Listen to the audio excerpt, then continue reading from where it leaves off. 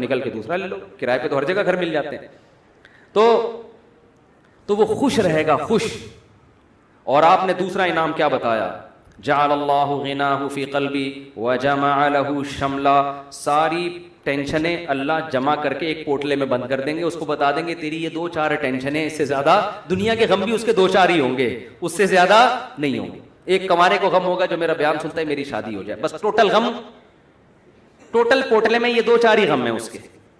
دنیا دار آدمی کے غم ایک تو بہت بڑا پوٹلا ہے اور وہ بھی کیا ہے, بکھرا ہوا ہے, اور اس کے 2-4 اگر ہوں گی بھی تو وہ ایک پوٹلے میں جمع لہو, اللہ اس کو کیا کر دے گا, جمع. یار بس ابا بیمار ہیں اور کوئی خواہش نہیں ہے, ابا ٹھیک ہو جائیں. خواہشات کیا ہو جاتی ہیں, محدود, زیادہ لمبی چوڑی خواہشات ہیں ہی نہیں دنیا میں, مسافر خانہ ہے بھائی.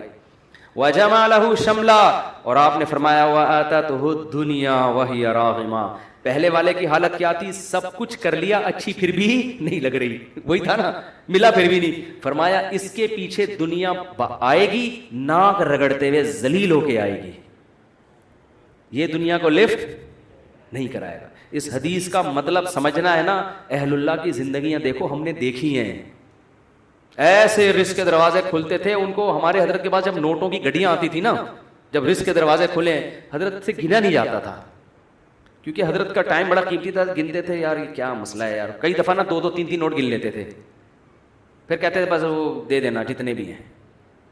اور آپ کے پاس آئے بیٹھ کے یوں کر کے نا 6-6 دفعہ تھوک لگا کے, یار یہ پھر لائٹ میں دیکھ رہا ہے. ہمارے محلے میں ایک بندہ رہتا تھا, کوئی اس کو جانتا نہیں ہے, بہت پرانی بات ہے اس لیے غیبت نہیں آئی. وہ اتنا کنجوس دکاندار تھا, اس کا نام بنیا رکھا ہوا تھا لڑکوں نے. اس وقت چمنی اٹھنی بھی چلتی تھی, چمنی چارہ نے 1 روپے کا 1/4. ہمیں یاد ہے ہم کوئی چیز خریدنے آتے نا چمنی, تو وہ چارہ نے کو نا یوں کر کے دیکھ رہا ہوتا تھا, کس نقلی تو نہیں ہے, ابے چارہ نے کہاں سے کوئی نقلی چھاپے گا یار, اتنا دیکھ رہا ہوتا تھا یوں کر کے نا اس کو. اس کا نام لڑکوں نے رکھ دیا تھا بنیا, ٹھیک ہے نا. تو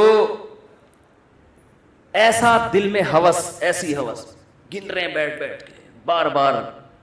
تو ہم نے دیکھا ہے, تو نبی نے فرمایا آتتہ الدنیا, دنیا اس کے پاس آئے گی, اور یہ استغنا کے ساتھ, وہی راغمہ, یہ دنیا کے پیچھے ناک نہیں رگڑے گا, دنیا اس کے پیچھے ناک رگڑے گی, ذلیل ہو کے آئے گی اس کے پاس, اور یہ لفٹ نہیں کرائے گا, محبت نہیں دے گا اس کو. اکرام تو کر لے گا, عزت تو دے دے گا کہ بھئی آ رہی ہے آنے دو, محبت نہیں کرے گا اس سے. وہ بھائی ہم فنا چیزوں سے دل نہیں لگاتے. پلاٹ مل گیا بحریہ ٹاؤن میں, اچھی بات ہے ماشاءاللہ, نہیں ملا کوئی بات نہیں, اور مل گیا زیادہ تھوڑی دل لگانا ہے اس کو لفٹ تھوڑی کرانی ہے زیادہ, ہر وقت اسی پر. آپ کو پتہ ہے میرے 3 پلاٹ ہیں بحریہ ٹاؤن میں, آپ کو پتہ ہے میرا گھر بن گیا ہے, آپ کو پتہ ہے یہ ہے, آپ کو پتہ ہے وہ ہے, ہر وقت پاگلوں کی طرح چیخ رہے ہوتے ہیں. تو اس لیے دل کا سکون چاہتے ہو تو اس دنیا کو دل سے جھٹک کے نکال دو, ایسی کی تیسی, صحیح ہے. اور ہدف کس کو بناؤ, آخرت کو, اور اس میں یہی ہے گناہوں سے بچو بھائی. اللہ تعالی ہم سب کو سمجھنے کی, عمل کرنے کی توفیق عطا فرمائے, مجھ سے مسافہ نہ فرمائے, لوگ بہت زیادہ ہو جاتے ہیں. اچھا بھائی, صدقہ فطر کس شخص کو دینا بہتر ہے, غریب آدمی کو. اگر کسی شخص کی سیلری کم ہونے کی وجہ سے آج کل کے حساب سے ضرورت پوری نہیں ہوتی, اگر اس کے پاس 70-80 ہزار روپے جمع نہیں ہوئے ہیں, سونا چاندی بھی نہیں ہے, کوئی الگ سے پراپرٹی بھی نہیں ہے, تو اس کو صدقہ فطر دے سکتے ہیں. پبلک لیجنڈ ادارے پر, کمپنی پر حکومت کی طرف سے لازم ہوتے کہ اپنے مالی, بہت لمبا سوال ہے, اتنا لمبا سوال میں یہاں پڑھوں گا لوگ ٹینشن میں آ جائیں گے بعد میں. کن وجوہات کی بنا پر عورت اپنے شوہر سے ڈیورس لے سکتی ہے؟ اگر عورت کے لیے اپنے شوہر کے ساتھ رہنا کسی معقول وجہ سے ناممکن ہو گیا ہے, معقول وجہ سے, معقول وجہ یہ نہیں کہ کہیں کوئی اور اچھا لگ رہا ہے, یا یہ کہ آمدن کم ہو گئی. معقول کا مطلب یہ ہوتا ہے کہ کوئی اتنے اخلاق شوہر کے خراب ہو گئے ہیں کہ اب گزارا, بعض میاں بات بات پہ فحش گالیاں دینا شروع کر دیتے ہیں, تو اور ایسی وہ عورت خود فیصلہ کرے گی کہ اللہ کی حدود پہ قائم رہنا میرے لیے ممکن نہیں ہے, ڈپریشن میں جا رہی ہے.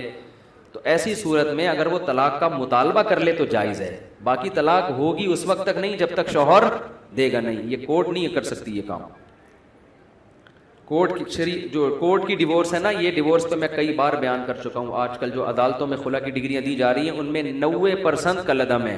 کچھ کیسز ایسے ہوتے ہیں جن میں وہ ڈگری معتبر ہوتی ہے. تو کورٹ سے جب بھی کوئی خلا کی ڈگری لے گا پہلے اس کو مفتیوں سے پوچھے گا کہ یہ خلا صحیح ہوا ہے کہ نہیں ہوا.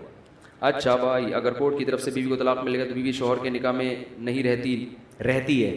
اگر شوہر نے کورٹ خلا نامے پہ سائن نہیں کیے تو عورت نے اگر خلا لیا تو پہلے مفتیان کرام سے پوچھے کہ یہ خلا ہوا بھی ہے کہ نہیں ہوا, ورنہ اس کا پرانا نکاح باقی ہوگا. شادی سے پہلے میڈیکل چیک اپ کروانا, اگر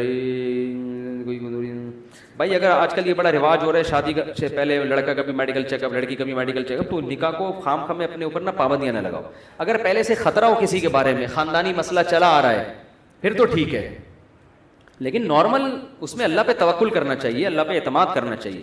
تو کوئی اگر فیملی کا کوئی ہسٹری ہے پہلے سے پتہ ہے تو پھر تو ٹھیک ہے, پھر تو احتیاط کریں, ورنہ نارملی یہ کام نہ کریں. بینک کے ملازمین کی تنخواہ سود سے پاک ہوتی ہے, یعنی بینک کے ملازم کی تنخواہ تو سود سے پاک ہوتی ہے, مگر پھر بھی ہوتی اس لیے حرام ہے کہ سودی کام کو لکھنا, اس پہ گواہ بننا, یہ ناجائز ہے. اس ناجائز کام کے بدلے میں تنخواہ دی جا رہی ہے اس کو. مثال کے طور پر آپ نے کہا فلاں کی چیز اٹھا کے لے آؤ, اس کے بدلے میں تمہیں اپنی حق حلال کی آمدن سے 50 روپے دوں گا. تو آپ دے تو حق حلال سے رہے ہو, لیکن جس کام کے بدلے میں دے رہے ہو وہ کام کیا ہے, ٹھیک نہیں ہے, اس کے لیے وہ حرام ہوگی. تو بینک میں جو سودی بینک میں جو لوگ جاب کرتے ہیں اور سود میں انوالو بھی ہوتے ہیں, ان کی آمدن کو سودی نہیں کہیں گے, حرام کہیں گے.